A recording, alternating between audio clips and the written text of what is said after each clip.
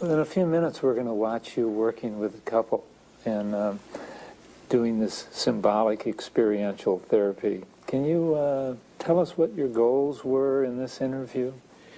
Well, this interview got me involved really quickly because it felt like there was a life and death issue going on, and that the process between this couple was very destructive.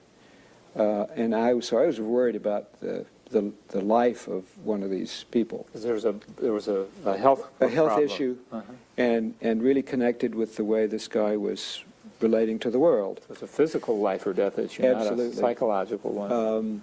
So I felt that there was a kind of sense of emergency, and I think this is a good example of the way in which you drop technique here, and you try to respond to something that has kind of urgent overtones. Mm-hmm. So I think it's a fairly good example of getting personal quickly.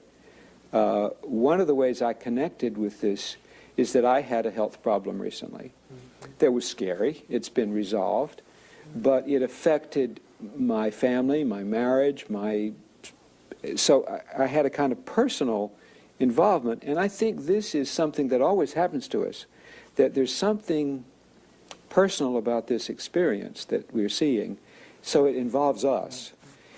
And one of the problems is how to do this in a way that doesn't get too personal. Mm-hmm.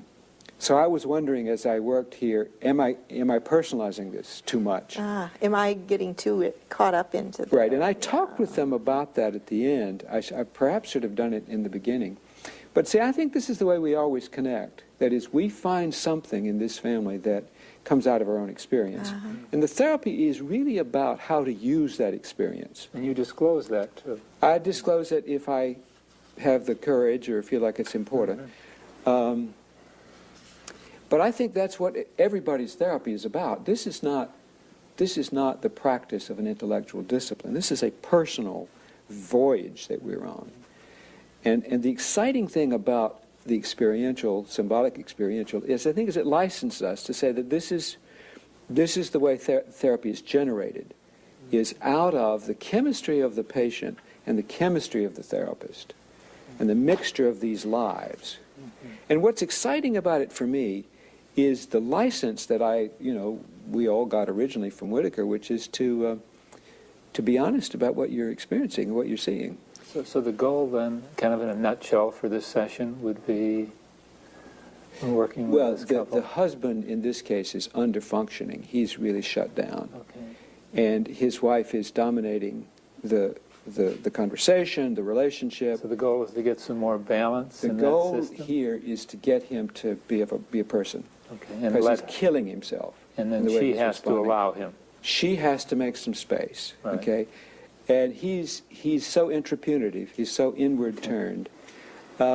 She needs to look inside more. She's looking around her. He's the problem, etc. So she needs to become more introspective.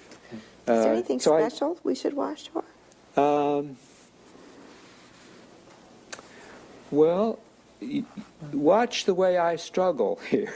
So that would really be unique to the approach, though, is that your own personal struggle. But I'm involved in this process. Yeah. And that this is not a technical process I'm involved in here. Great. Well, I can't wait to watch it, Gus. Okay. Thank you. Great. Thank Sure. you. Yeah.